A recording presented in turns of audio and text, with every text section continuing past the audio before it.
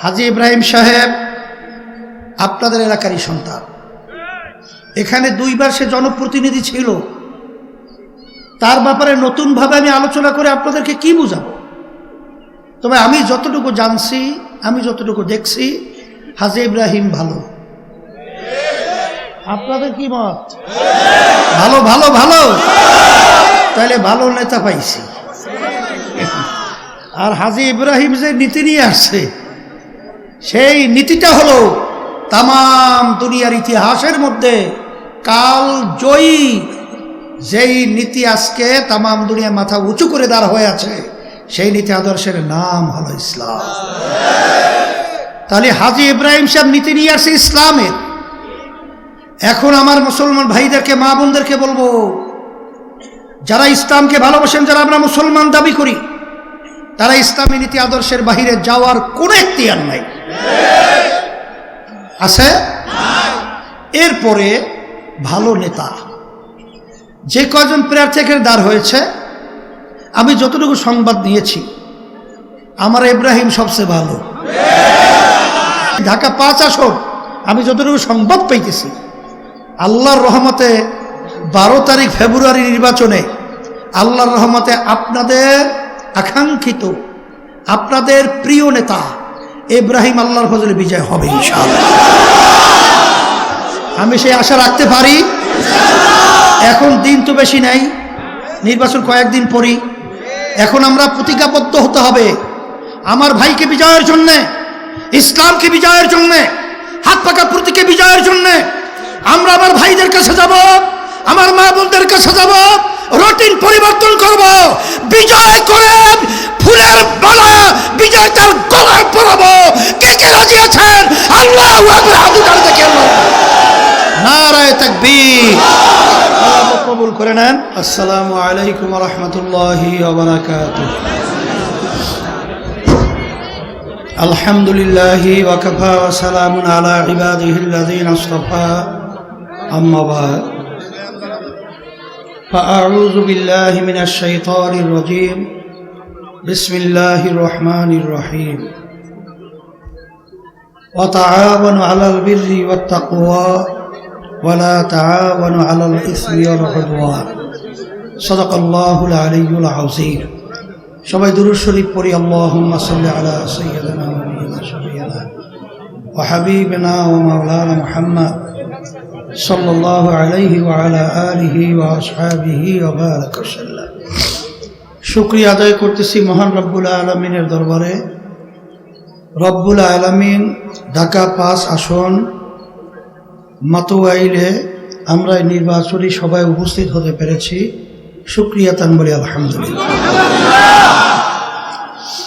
আমি আপনাদের সামনে আসছি ইসলামী আন্দোলন বাংলাদেশ হাত পাখা তার প্রতীক হাজী ইব্রাহিম সাহেবের পক্ষে ভোট চাওয়ার জন্যে।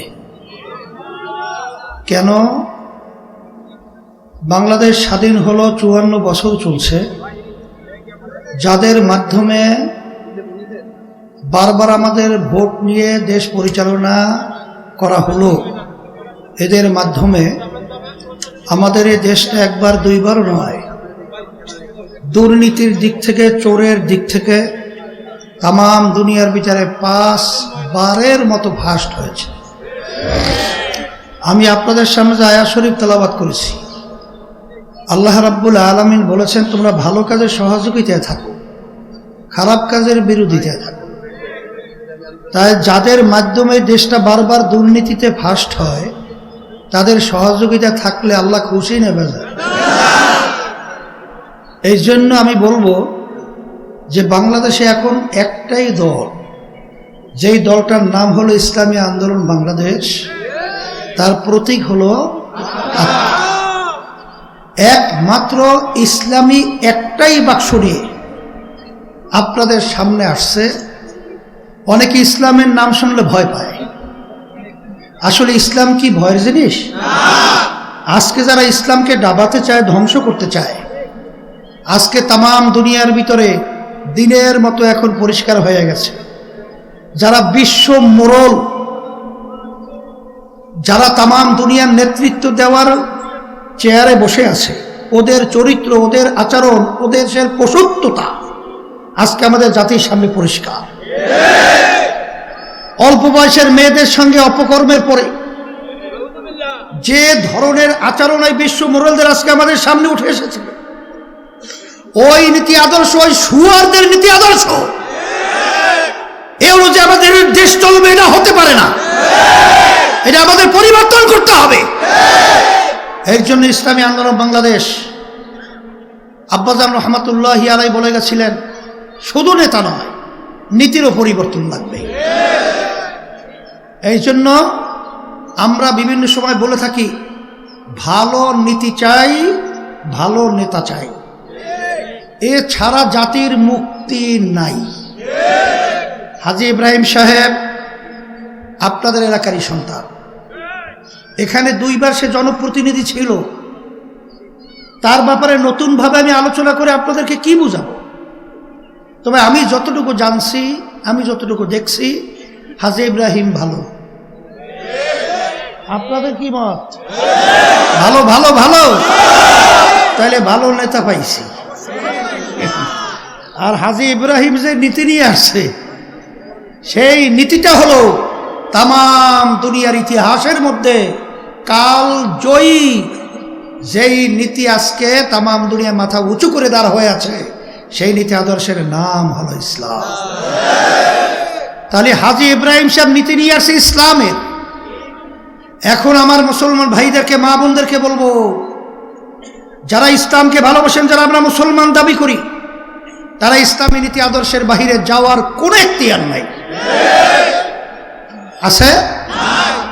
এরপরে ভালো নেতা, যে কজন প্রার্থী এখানে দাঁড় হয়েছে, আমি যতটুকু সংবাদ নিয়েছি, আমার ইব্রাহিম সবচেয়ে ভালো। তাই যদি ভালোই হয়, কুল্লু ইনাইয়া তারাশাহু বিমা ফিহে, যেই ভান্ডের ভিতর যা থাকে কাট করলে তাই ভরে। বানাইবেন একটা চাঁদাবাজারে আপনারা ভোট দিয়ে নেতা, সেখান থেকে মধু পাইবেন।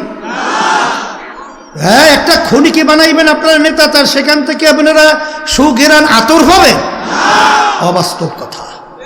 এই জন্য কথা বেশি লম্বা করব না, আমি সংক্ষেপ বলবো এতটুকুই, যে আমি সারা দেশে সফর করার পরে আমি যতটুকু দেখছি, আলহামদুলিল্লাহ, হাত পাকা প্রতীকের প্রতি সর্বশ্রেণীর, সর্বপেশা, সর্বমহলে আমার ভাই বোনরা, আমার মা বোনেরা, আমার ভাইরা, আমার মুরব্বীরা, আমার যুবকরা, আমার ছাত্ররা সব হাত পাকা প্রতীকের পক্ষে আন্তরিকভাবে তারা আজকে মাঠে নেমেছে। বিজয়ের মালিক আল্লাহ, কিন্তু ভাব তো ভালো দেখি।